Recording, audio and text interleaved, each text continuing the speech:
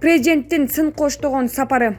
Сооронбай Жээнбеков Владимир Путин менен жолугуп, Кыргызстанда парламенттик шайлоо алдында ар кандай күчтөр жанданып жатканын айтып, аларды өлкөнүн туруктуулугуна жана өнүгүүсүнө каршылык көрсөтүп жаткандар деп атады. Президенттер шайлоо сайын Орусияга барат.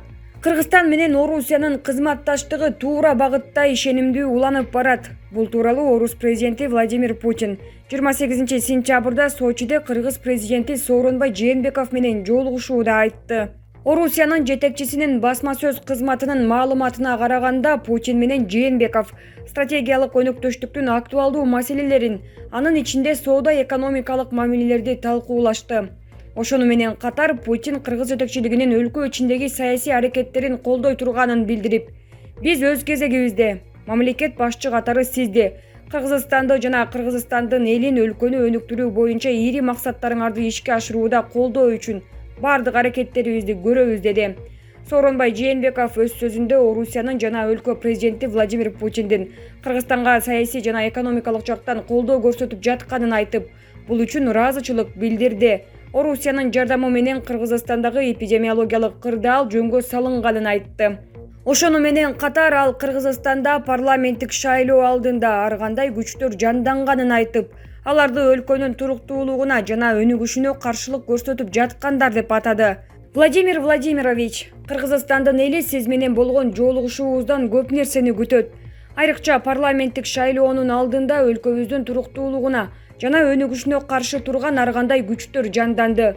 Алар Кыргызстандын эгемендигине кол салууга аракет кылып, биздин союздаштык мамилелерибизге, стратегиялык өнөктөштүгүбүзгө шек келтиришет. Албетте биз аларга жол бербейбиз. Алар ийгиликке жете алышпайт. Анткени Орусиянын бизди колдоосу абдан маанилүү жана бул үчүн сизге ыраазымын. Биз ар дайым тарыхый достук мамилелерибизди баалайбыз. Ал кылымдар бою сыналып келген, деди Жээнбеков. Сооронбай Жээнбеков Орусияга жумушчу сапары менен барып, Владимир Путин менен жолугаары 25 сентябрда белгилүү болгон.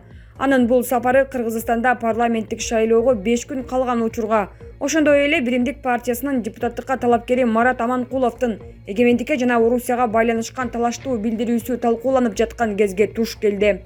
Жээнбековдун 28 сентябрда Сочиде кыска убакыт гана болоору айтылган. Анткени ушул эле күнү анын Венгриядагы 2 күндүк расмий сапары башталып жатат. Ошондуктан президент орто жолдо кыска убакытка Владимир Путин менен жолугушуусу Кыргызстанда ар кандай бааланууда. Жазуучу журналист Олжобай Шакир мамлекет башчы Сооронбай Жээнбековдун Орусиядагы жумушчу сапарын алдыдагы парламенттик шайлоо менен байланыштырды. Жумушчу сапар бул жөн гана көз боёмчулук. Чындап келгенде ал кыргыз бийлиги Орусиянын ишараты, кабак кашы менен жүргүзүп жаткан саясаты.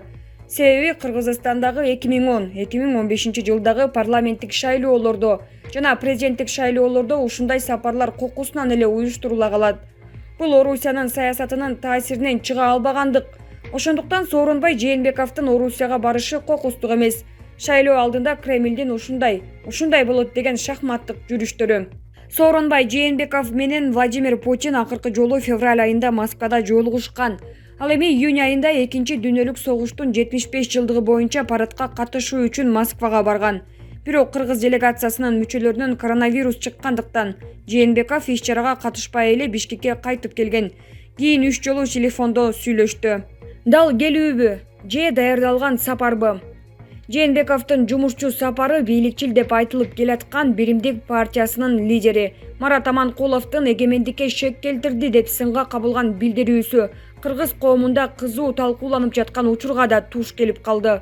Аманкуловдун Орусиядагы жыйындардын биринде сүйлөгөн сөзү жазылган кыска видео интернетте 26 сентябрда тараган.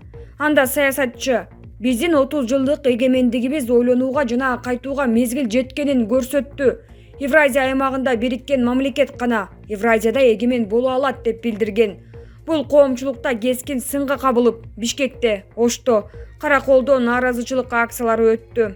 Стратегиялык изилдөөлөр боюнча Улуттук институттун директору Эмилбек Каптагаев Кыргызстанда эгемендикке байланыштуу талаш-талкуу басыла электе уюштурулган сапарды кадыресе көрүнүш катары баалады.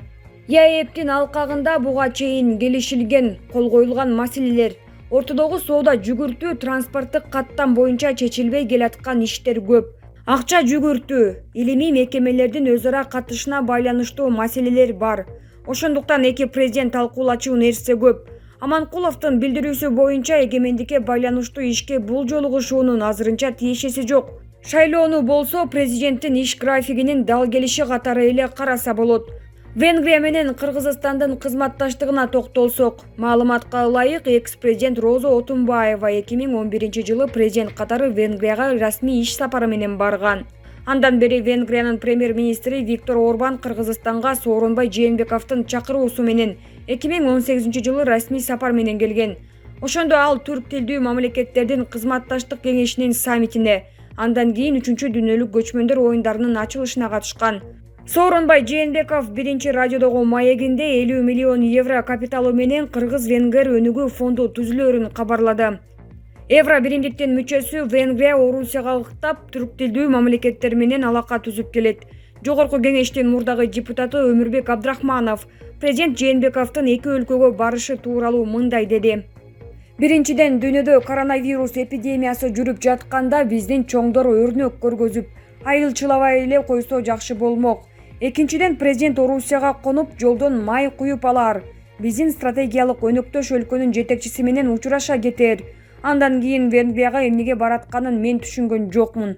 Венгрия менен эч кандай деле алыш-беришибиз жок. Венгрия Евробиримдикте мүчө болгону менен аларга оппозиция болуп, Орусияга ыктап жүрөт.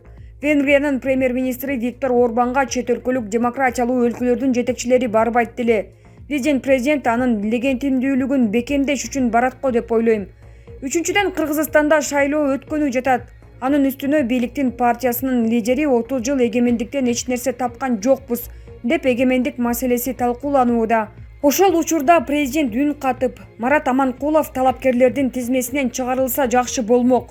Тилекке каршы бийлик үн чуккан жок. Шайлоодо өзүңдүн акылың жетпесе, улуу агаңдан сурап туруш керек болот тура. Баардык эле президенттер ушундай кылышчу. Кыргызстанда кандай гана бийлик келбесин, Орусияны стратегиялык өнөктөш деп атап, тышкы саясатта артыкчылык берет. Мурдагы президент Алмазбек Атамбаев менен Сооронбай Жээнбековдун тиреши ачыкка чыккандан кийин да Москвага барып Путин менен жолугушуп келди. Андан көп өтпөй эле Кой-Таштагы үйүнөн атайын операцияда камакка алынды. Саясат талдоочу Эсен Өмүракунов муну кыргыз саясатчыларынын Кремлдин таасиринен чыга албаганы деп мүнөздөдү. Сооронбай Жээнбеков шайлоо алдында Орусияга тийип өтүп жатканы албетте шайлоо маселесине байланыштуу. Бирок шайлоо алдында Орусияга кулдук уруп барган азыркы эле бийлик эмес да. Бийликке жарым-жартылай оппозиция болуп жаткан саясий топтор деле Орусияга жакындыгын билдире албай, орус тараптын алдынан өтүү салтын улап келатышат. Кыргызстан менен Орусия Евразия экономикалык биримдиги, Жамааттык коопсуздук келишим уюму, Шанхай кызматташтык уюму сыяктуу бирикмелерге мүчө жана ушул уюмдардын алкагында кызматташат. Булак Азаттык Чекит.орг.